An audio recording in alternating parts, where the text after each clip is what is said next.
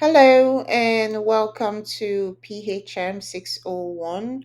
For today's class, we'll be focusing on oral academic citation. There are a couple of learning objectives per usual. First, we're going to identify key elements when orally citing academic evidence. Also going to, by the end of this class, give you materials to which you can use to practice verbally sharing evidence-based health information by using the accompanying citations, and then demonstrate how you can use transition words in oral speeches. So, starting with the first learning objectives, when you're citing a speech, remember that it's very much the same as when you are doing your academic writing in through using through an essay. This means that you're citing to convey reliability, validity, and the credibility of your information. It's just the same thing as when you if you were actually writing an essay. So, what your oral citation does is it tells your audience that you have researched your topic very well. So, because of that, you do not wing your oral citation, because just in the same way that you're going to appear as though you're not knowledgeable in the area or you haven't done your due diligence, that's how it's going to appear. If you wing your oral citation, it's going to come off as if this is not something that you're well versed in, and you don't have expertise on it or even have enough knowledge to speak on it. So if you do not cite your speeches, it is considered the same as plagiarism. So um, and remember that with oral citation, you are not presenting your reference list or your bibliography with it. Some people do, but it does not take the place of you doing the citation appropriately in your speech. So this is to say that if you have all your reference list or your citation in your bibliography or your reference list, it does not take the place of the need to do the oral citation appropriately in your speech. So, if you do not do the oral citations in your speech, it is considered plagiarism. So if the information you are citing in is coming from a source of which we have this course when it comes to scientific or academic writing, we expect that the information that you're presenting is coming from a source. You have to cite that source. This is whether you are paraphrasing the information that you got, or even if you are doing a direct quote of the source. Regardless, you need to include your oral citation in it. So, when you are doing a quote, remember with oral citation, you have to make it very clear that you are now quoting the source, like saying open quotes or close quotes or stuff like that. Or you could say things like, and I quote, to help your audience recognize that you are about to quote your source. So, whether you're quoting your source or you're paraphrasing, you still have to orally cite it. So I'm going to give you an example of an oral citation right now. So this is one oral citation that says in an article in the November 2020 issue of the Journal of Experimental Social Psychology. Now, this information is the Journal of Experimental Social Psychology tells you the publication or the journal publication where the article was published.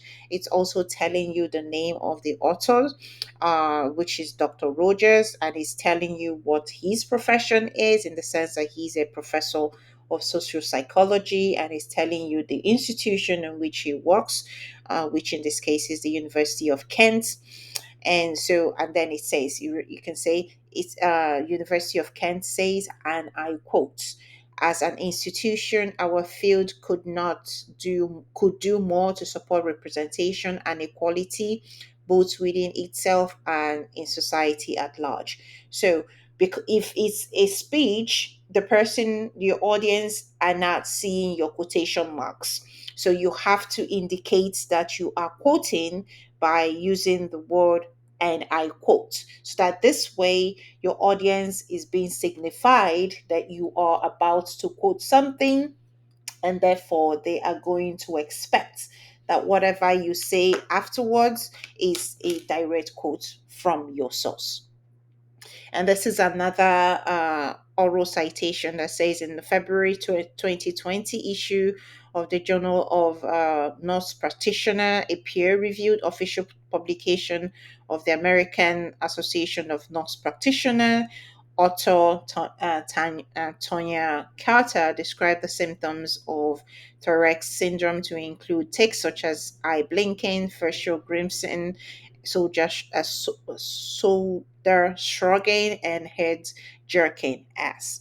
So this has a very good amount of information to help you identify where this quotation is sourced from.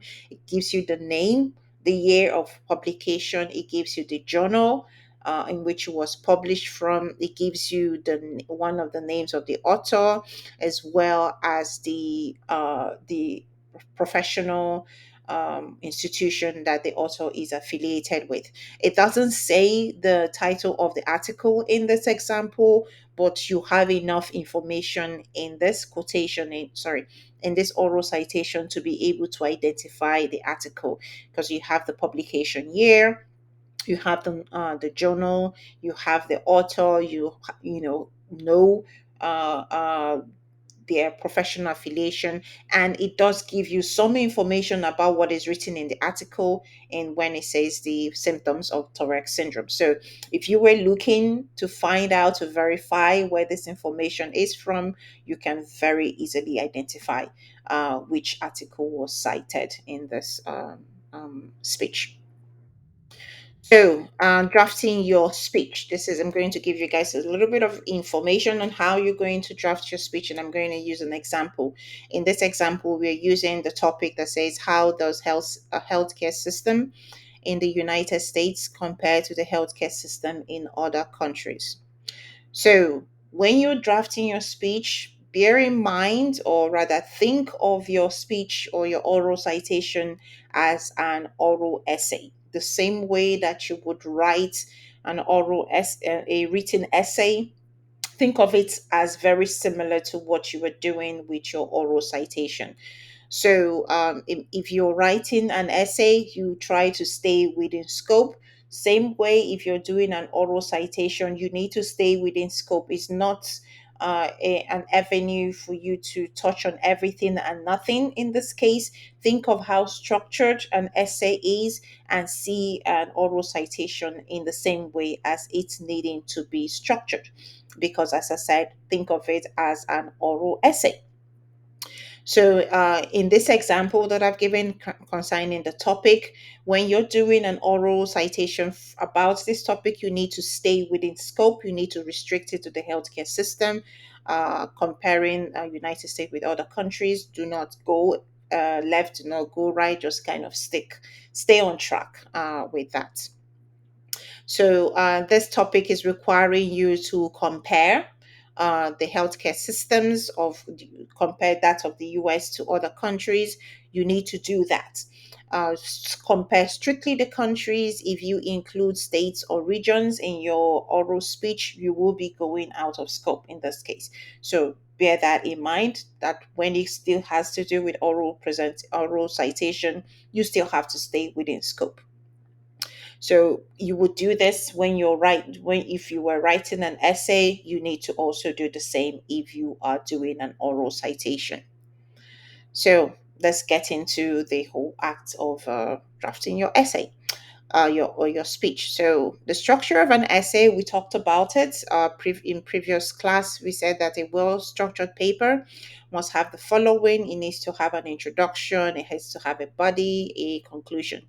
And I talked about how an introduction is a general overview of the topic that you're talking about.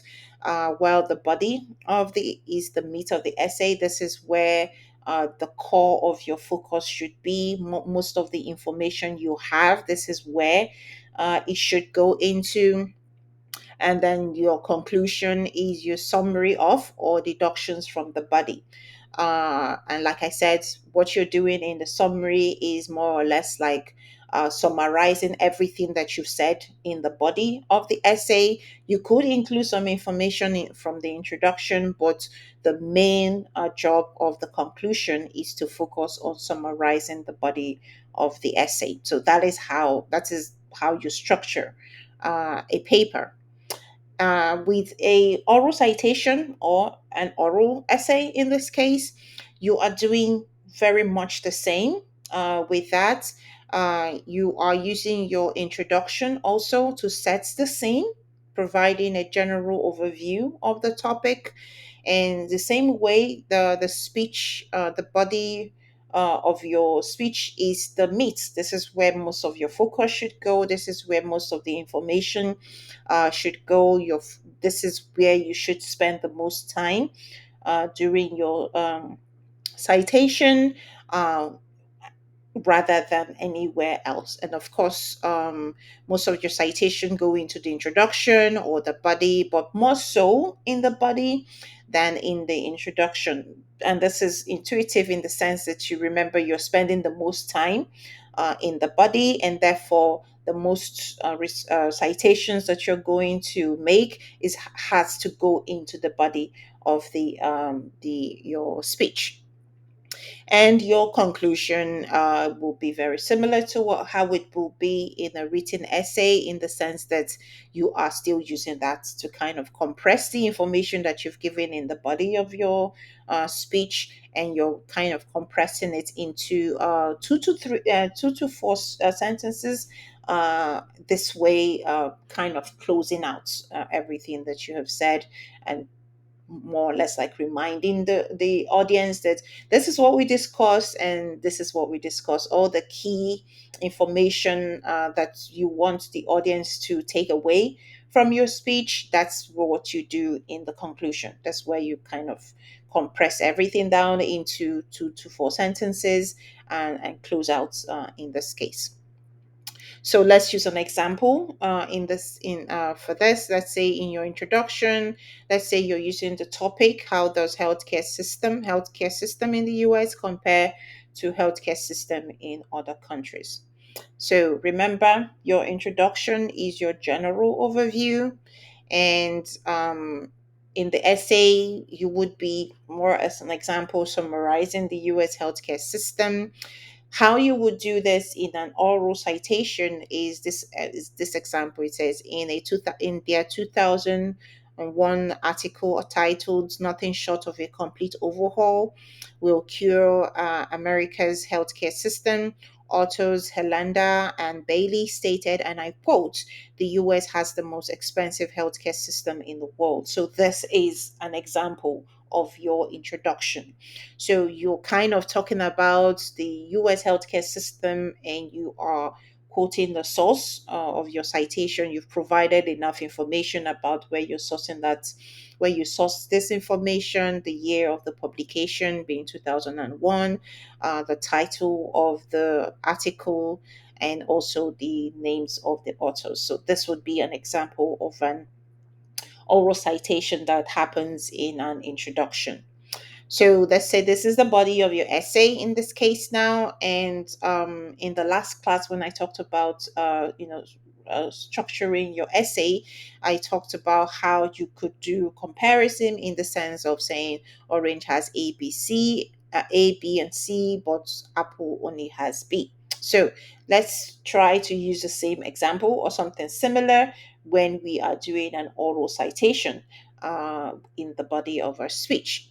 So this example says, in examining quality and efficiency of the US healthcare system, and a 2011 article by Kumar et al., published in the International Journal of Healthcare Quality Assurance, it was noted that the US spends 15.3% of its GDP in healthcare in 2006, and this is compared to 11.6% of its GDP that Switzerland spent in the same year. So, citing a 2008 Wikipedia article, the authors shed further light into the challenges to US healthcare spending in this quote. It then quoted it. So this gives you an idea of how oral citation happens within a speech. So remember, you if you were asked to do a comparison, you still have to do a comparison in an oral citation, and you have to do it in such a way that your audience, that's the people who are listening to your oral citation, will be able to tell that you are comparing.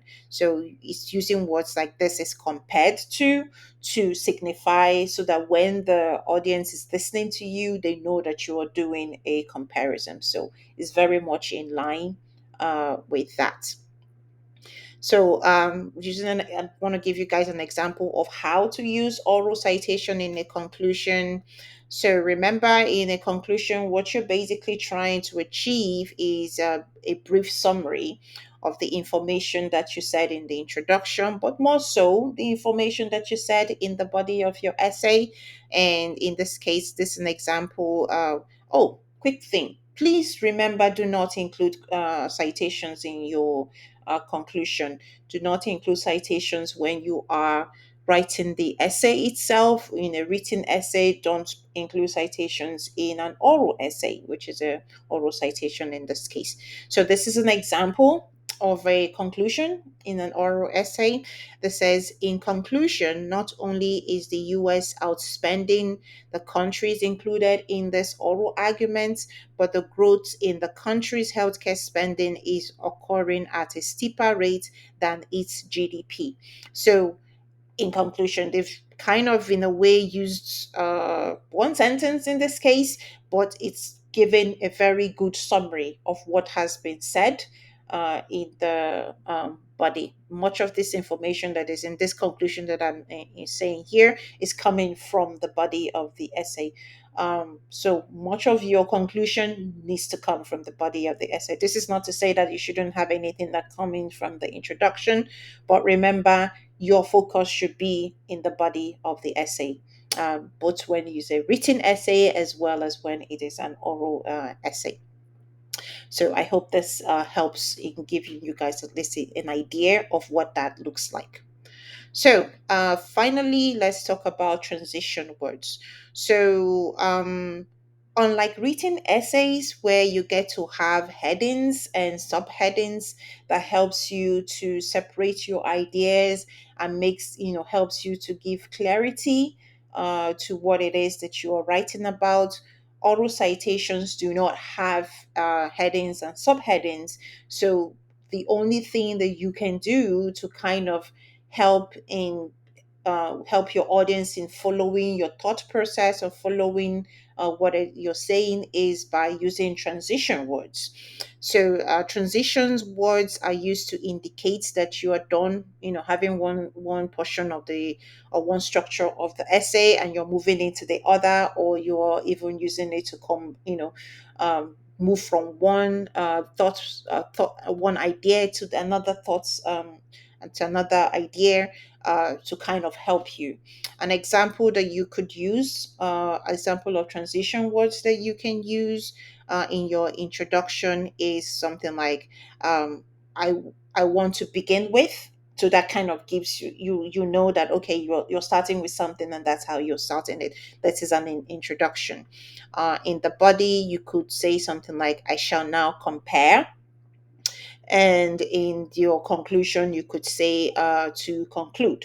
The most important thing is that you do not jumble up, your speech or your oral citation, because if you do that, your audience or the grader will have a very difficult time following your argument. It's very difficult to know what it is that you're saying if you the other person who is listening to you does not have the benefit of a paper or a PowerPoint presentation to help it know this is where you are and this is where you're going next and stuff like that. So that's what your transition words do for you. Basically, your transition words are to help signal to the your audience or to the grader that this is what I'm saying now, and I'm done saying that thing that I was saying, and now I want to say something else. And so that it helps them in following your arguments and also in knowing what it is that you're trying to say. It really brings clarity to your oral citation. So put in some thoughts when it comes to your transition words, and when you are planning out your oral citation, plan out your transition words at the same time. So I have included a video on the strategies that you can use to draft your speech. It does talk about transition words, but it does talk much more than that. This video is around 70 minutes long, so you can watch it to help you, particularly for your assignments. But also going forward, you can always use that in of completing your assignment. So this is where we end.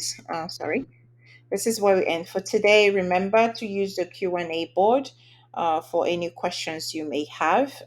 This was things that were covered in this topic or concerning your assignments. You have a lovely day. Bye.